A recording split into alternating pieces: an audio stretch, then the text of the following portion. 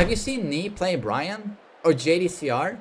If you pay attention when you look at those two players, it's like they'll forfeit 1 or 2 rounds just looking and observing their opponent and having the opponent, just like in a poker match, reveal their hand to them.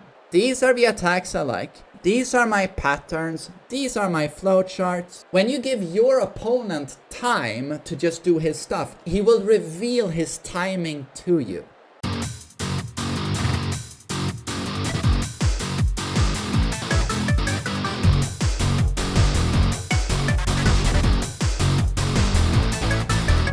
What's up guys, TheMainManSWE here, hoping you're all doing awesome as always. Some random viewer asked me to talk a little bit about fundamentals. I just talked a little bit about throw breaks. I'm probably gonna post that to YouTube. So again, someone wanted to hear a similar take on fundamentals and basics of Tekken. The core basics of the gameplay we do in Tekken, I refer to that as fundamentals. And how do we practice them and what are they?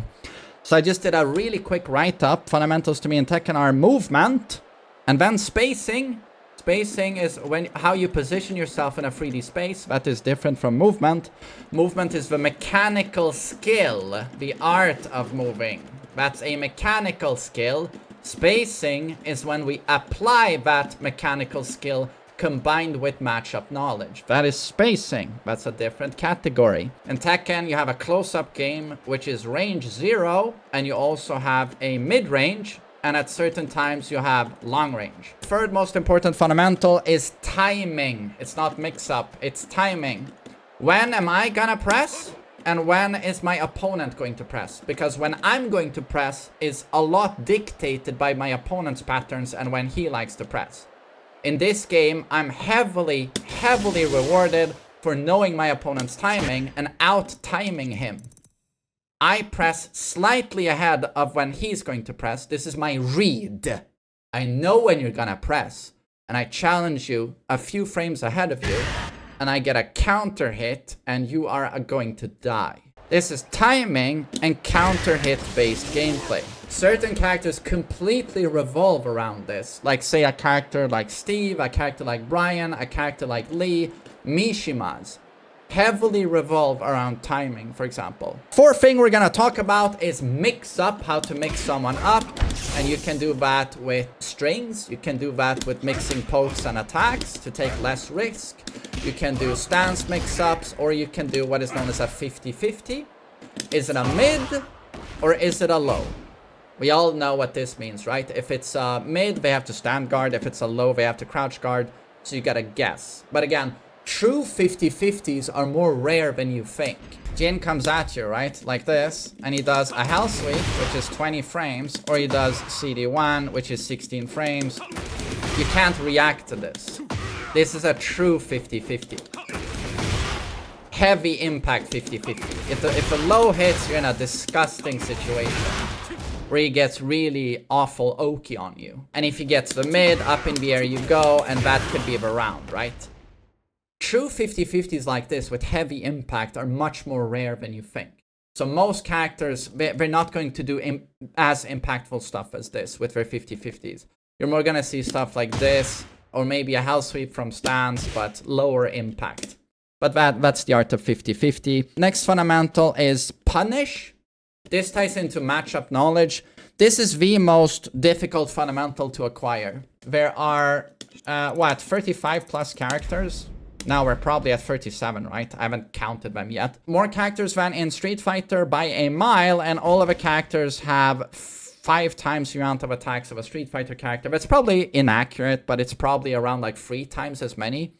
A character like King will have 200 attacks. I shit you not. A character like Hwoarang, he will raise his left knee, go into flamingo stance. He has 2 flamingo stances, by the way, but are completely unique. In total, he has like 5 stances. He has motion switch, which is his normal stance. Right flamingo stance, left flamingo stance. He has a back turn towards you. Now he has new attacks.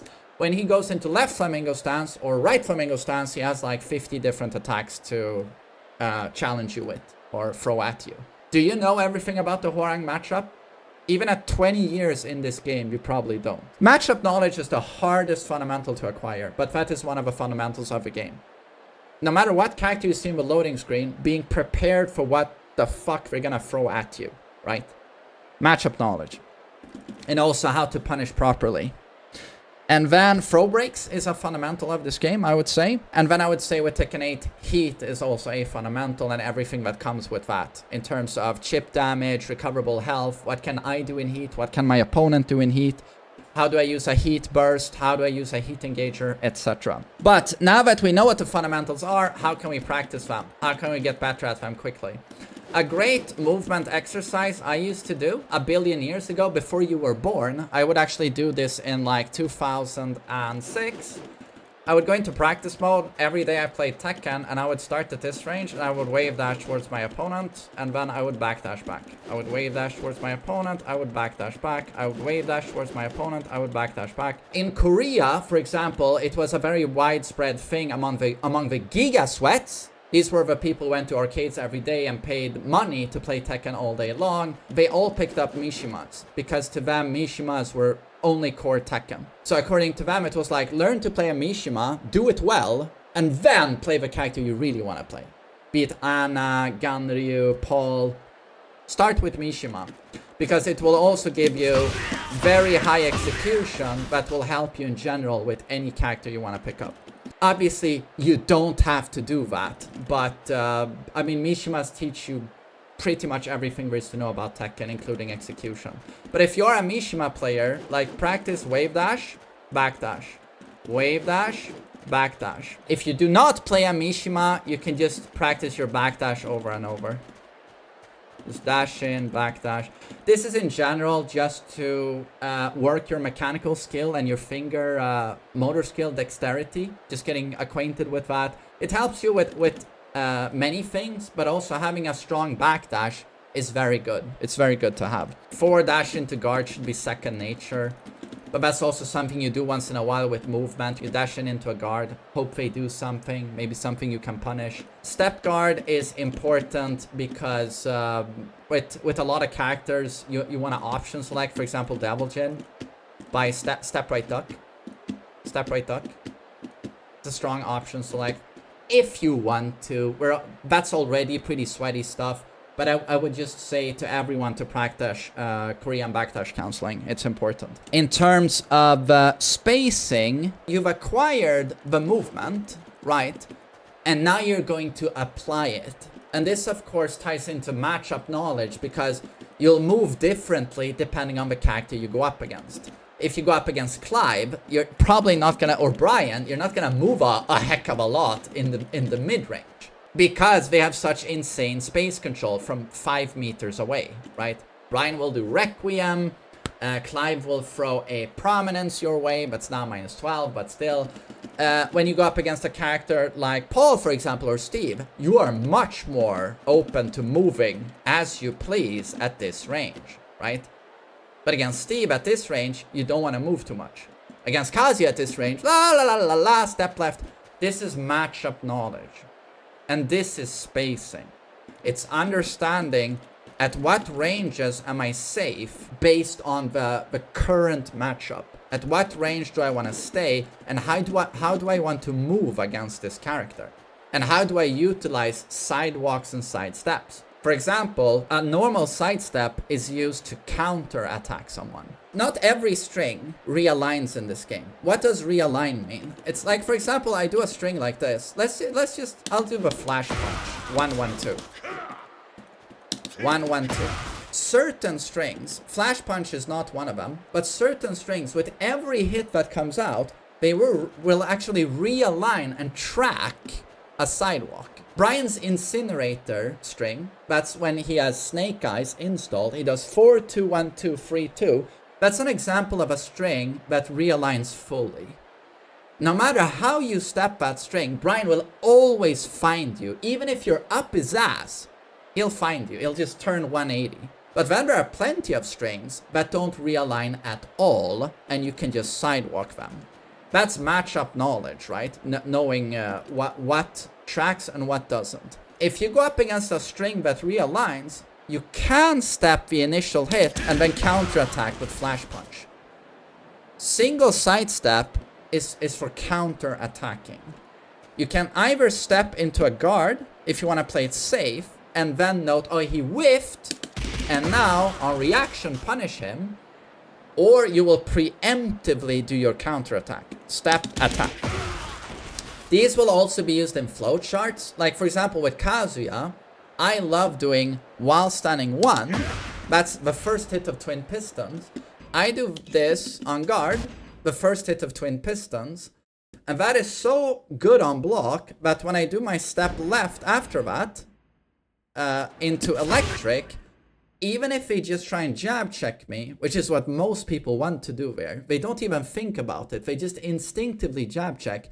If they do that jab, I'm so quick with this that even a jab will be whiff punished by my electric. That's utilizing a sidestep in an evasive flowchart. Or sidesteps are really good at adding evasion to attacks.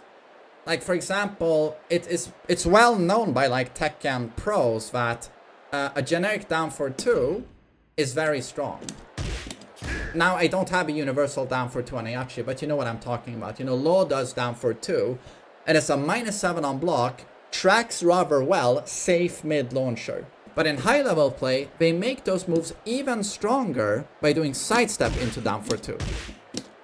You add a crucial bit of evasion to a god button. Sidesteps, I hope you understand, has a lot of utility.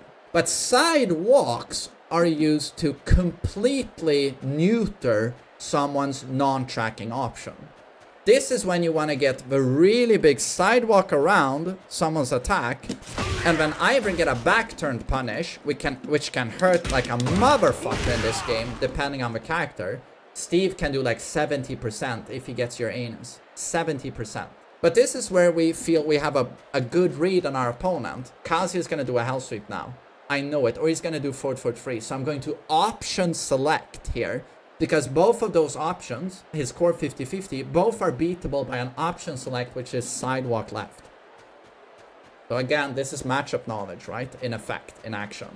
And then I get his ass, and then Kazuya is dead. His cake has been exposed, and you gobble up the cake, right? Those are the differences between like sidestep, sidewalk, and then again, if you want to stay as safe as possible, but this is high level, you'll do a step into guard, and then if you see, now you took minimal risk. Because if he does something that tracks now my step left, I step guard, and I'll probably block the homing attack in time, right? But if I notice he whiffs something, if you're very quick on the finger, you can get an electric. Most people, though, will do 1-1-2, which is, no matter what, a very good option. You know, 1-1-2, always good. When you go up against Jin like this, and you know that from here, I'm exposed by Demon Paw, right? He can fuck me up with Demon Paw. If he's in heat, Heat Smash can hit me. But I know that if he wants to hit me with a low from here, all of his lows are going to whiff, except for Scourge. So here you will have in your head that, okay, Scourge is the low that's going to hit from here, so I'll be looking for the animation. If I stand guard, I can block all of his attacks from here, right? But now I got to look for Scourge. But if I'm standing up here, he can throw me. Now, what am I looking for? Throws. Throws. He can throw me here. This is spacing. And understanding what your opponent's options are at any given spacing. Where I am in the 3D space. That is how we combine movement with spacing. And now I'm gonna talk a little bit about counter hit timing and how to get better at it. And the first thing I'm going to say is press less. If you want to get really good at Tekken, press less. There's nothing to be learned at all by doing what you did yet again, what you did last match, doing it again, like spamming 10 hits, stance, rush down. I don't care what the character you're playing, you're just doing shit all the time. Bagoosh, bagoosh. Oh, that string didn't work. Okay, I'll test this. Okay, demon uppercut. There's nothing to learn from doing that. 90% of this game you acquire and you learn by blocking. Have you seen Nee play Brian or JDCR? If you pay attention when you look at those two players, it's like they'll forfeit 1 or 2 rounds. Neither most out of those 2. Will forfeit 2 rounds just looking and observing their opponent and having the opponent, just like in a poker match, reveal their hand to them. These are the attacks I like. These are my patterns. These are my flowcharts. And then Ni looks at it and says, calls the hand, and then counters the hand. Being very unafraid of blocking for 20 seconds just to see what your opponent does. Because when you give your opponent time to just do his stuff, he will reveal his timing to you. This will become second nature to you after a while. Someone does a down for 1, and then they wait 2 seconds, and then they do an uppercut. I swear to God, 95% of players who play this game are so autopilot in their patterns that if you just give them some time, they will show to you exactly when you should counter hit them. And then you'll start getting the hang of like, okay, he did that, he waits 2 seconds, kablam, he died. And then just also mixing up your own timing, because you do not want to be like your opponent. You don't want to be the guy that always does down for the 1-1, backdash, back 4. Or you always do back 4 on block into back 4. This is the art of timing. I can't stress enough how unbelievably important this is. Because a great Tekken player, a truly great Tekken player, can win a match through blocking alone. Or playing defense alone. That's a sign of a super great Tekken player. And the next one is going to be mix-up.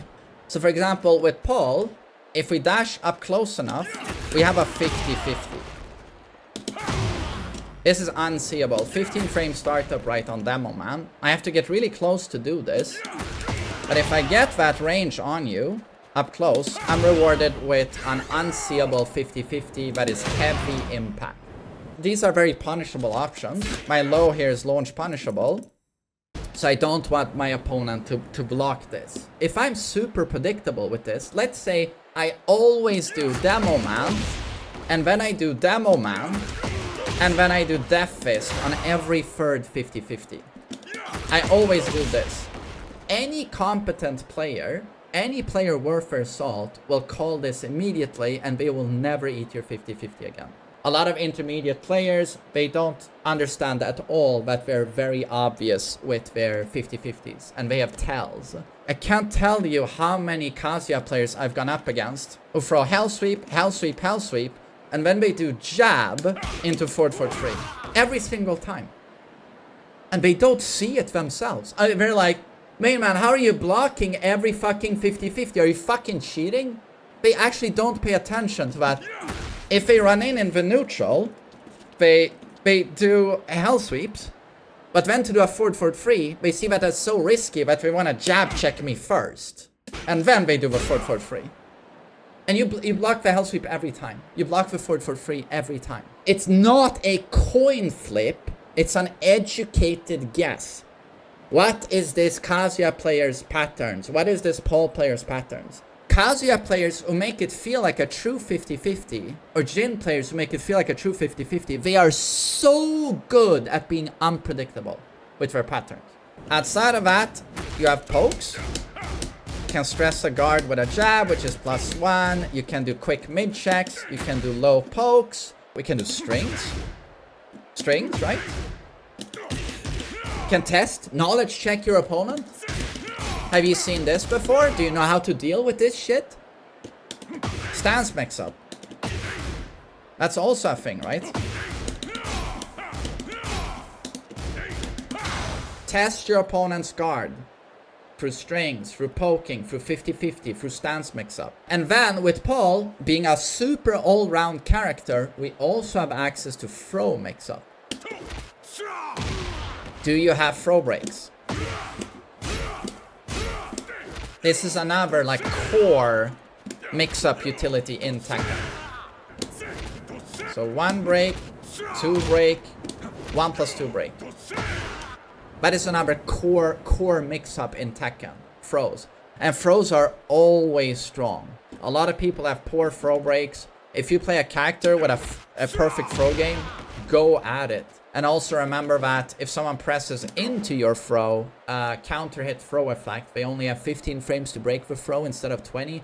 Doesn't sound like a huge difference, but 5 frames on a throw is a tremendous amount of time. This is like the core of mix-up utility in Tekken, and you want to get good at all of this stuff. The next thing we want to talk about is punishment. If you want to get a really high rank, you got to learn every character in the game. At the very least, you want to know all the most popular characters, so be it like Kazuya, Brian, Reina, King, Hwoarang. Those characters, if you want to be at Fujin, you have to know them by heart almost. If you want to be at Tekken God rank, now you're going to see a huge amount of Zafina, Kuma, Alisa, knowledge check garbage. You have to know all of the matchups, and you have to know how to punish properly because you want to maximize your damage. So a great way of looking at it is, for example, Jin here is going to do his Scourge. How do I maximize my punish on this? So he does Scourge, right? What are my options if he does a Scourge and I have a read, because I'm not blocking this on reaction, right? I have a read. So I block. Maybe I'll do this, right? But Scourge, this is an 11 frame punish, right? But Scourge is minus 14. What can I do with Paul? That, right? You might find this hard to believe, but it's very rare to see people punish really properly. Most people will do or no punish, or this. The good players, however, boom, or that, right? Etc. What is my strongest punishment option for the negative frames given me in this situation? Take any given character, have them spam their 10 best attacks, get very accustomed to the animations, like for example Jin's Scourge, and then punishment is muscle memory. The great players, the pole experts, they don't even think when they do this stuff. They don't see Scourge and go, what do I do? Oh, right. Automatic. Second nature. They've done it so many times. It's muscle memory. They don't even think. It's just automatic. That's the punish. They've seen the situation 1,000 times before. That's the punish. And that's also why it's not good doing what I'm doing, rotating 15 different characters when I play. Because I constantly, unless I'm playing like Kazuya or Heihachi, I drop these punishes all the time because it's muscle memory. I know with Paul I should be doing this, but I haven't seen the situation enough times with Paul, so I have to think a bit. What's the punish? And then I do that. That's why it's also very good to play one character all the fucking time. So you see all of these situations, you always practice the right response. Because it's much better being late with this and having it blocked because you were a bit late. You had to think a little bit, but then you went, oh, it's this one. It's much better to do the right thing and fail than to over and over do the wrong thing. Or this one. Even if you drop this during your matches, doesn't matter. You were practicing doing the right thing, and eventually, guess what? You will get it, and it will be second nature. And you won't even have to think about it. It's going to be muscle memory. And in terms of throw breaks, I don't know if I'm going to go over that again, but what I can say quickly is that most characters in this game will threaten you with a command throw, which is 1+2 break. You'll see both arms come at you at once. That's a bear hug. That's 1+2. Or they will do default throw. This is either 1+3 or 2+4. That's the vast majority of characters in this game. If you see the bear hug, press 1+2. If you see a homing trail throw, like this, right, with one arm leading over the other arm, press 1 or 2. If you get good at this, for most characters in the game, they won't let a single throw on you if you get good at this. These have a longer break window, like 25 frames in total, default, and you can press 1 or 2. And this command for 1+2 is so easily recognizable, and you have 20 frames to break it once it connects. The animation is 12 frames, and when you have 20 frames to break, that's 32 frames. Obviously, you don't have 32 frames to react, because the animation of the throw is going to have to play out for a couple of frames, right? Before you recognize that, oh, right, that's the 1+2 throw, and then you start breaking. But I swear to God, like, Tekken, if you get good at throw breaks, they're the easiest throws to manage in any fighting game. But when you go up against a king who's a wrestler and the grappler, and now it's much harder. And now it's take a guess, actually, a lot of the time. Because you can't tell by the animation what he's doing. But watch my video if you want to see some throw break practices you can do. And the last one is, I'm going to talk a little bit about heat. Heat is a fundamental in Tekken 8. It's a system you simply cannot ignore. It is just that important. You do a heat burst, you land a heat engager, and for a specific duration of time, you see the bar depleting there. I'm a super version of my character, and I have enhanced tools and even new tools, right? You have to know how to utilize the heat burst, what it can do for you, what a heat engager does for you, when you want to use these, what your character can do in heat. You want to maximize that. The most important thing to know, in my opinion, is that landing a heat engager gives you a lot of recoverable health back. Health bar goes green, and you get a full bar of heat. That's quite obvious there. I have a full bar of heat. If I do heat burst, I only get, what, 65%? 70% of my heat bar. But I can activate it at will. This is also the most important shove in the game. Get off me button. This is arguably the most important defensive button in the game. The most important utility of this, in my opinion, is you'll see pro players play, and they do this, and they don't do what you do. Like, oh my god, my fucking heat! Check this heat shit! Whoa, yeah, oh my god, motherfucker! Yeah, take my heat mix up. They don't do that. You'll actually see them do this, drop the combo, they do this, and then they take to the wall without heat, and they play normal. And you're like, what a fucking noob, where's the goddamn heat 50-50, sucker? And you're like, why did he do that? Very simple, because of how fucking strong this is. I launched in here, like this, I do damage.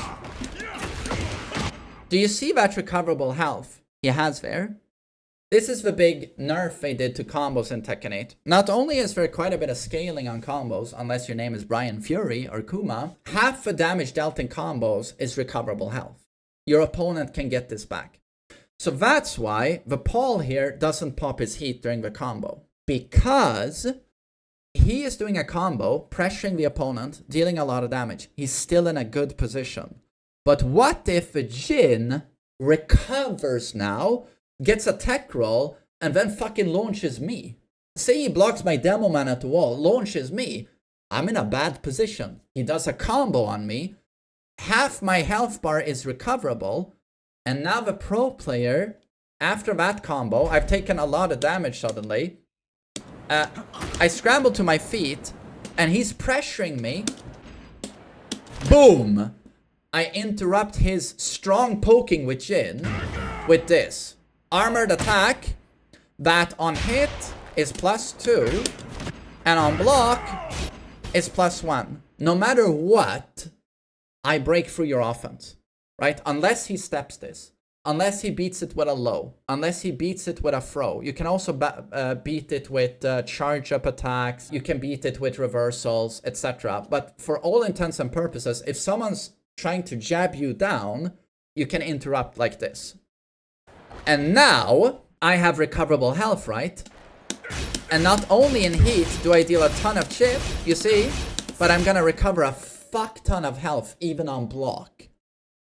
And you know, God forbid, if I launch Jin now, I'll recover all of that recoverable health. Because on hit, even in combos, you get so much health back when you are in heat. Do you understand the importance of heat burst? I hope you understand the example I just gave you. Because that's something you can look at in pro play. When is he going to use his heat burst? And that heat burst is such a strong defensive mechanic that players will forfeit using it on purpose in combos to extend combos. They will even skip at the wall. Keisuke will skip doing Devil Kazuya 50-50 mix-ups at the wall because a heat burst is such a crucial comeback factor should the opponent start getting momentum. Heat burst. Try and swing the round back again towards the opponent. And that's also why, you know, you might not want to land a heat engager early in a round. But again, it depends on what you want to do. If your name is Paul and you have some of the best heat engagers in the game, like, you might want to do that.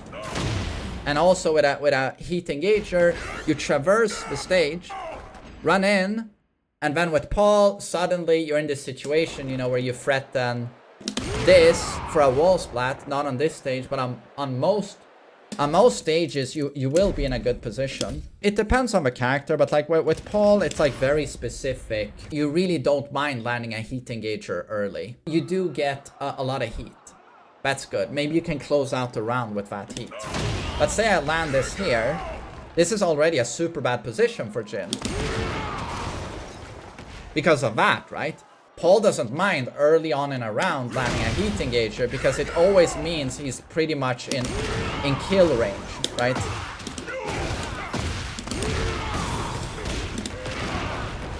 I mean, that's almost round over if we factor in the heat engager I just landed.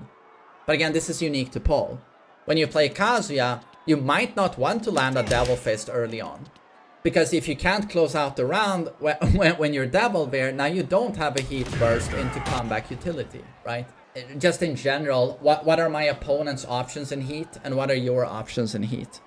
And it just ties into the final thing I want to talk about, and it's like you want to maximize your own character. Everything I've just described, being a movement, spacing, counter hits, mix-up utility, punish, heat. All of these, you want to maximize your character.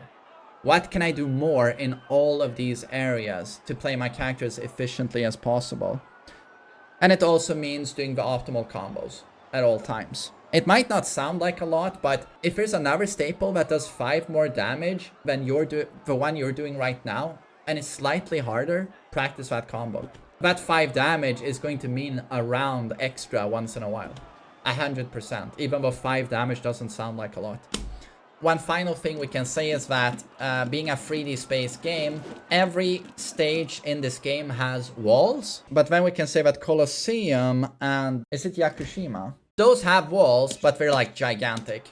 It takes forever to get to the walls. It's one thing out in the open, taking a fort for 2-1, right? But when you do it here, you have to be cautious because now it wall splat. Or how that positioning changes a move like Paul's Course to back 4. Homing countered launcher, right? A high, that's +1 on block. And in the neutral, it knocks down, right? But, of course, again, at the wall, this move is dumb. Because now it's still +1, right?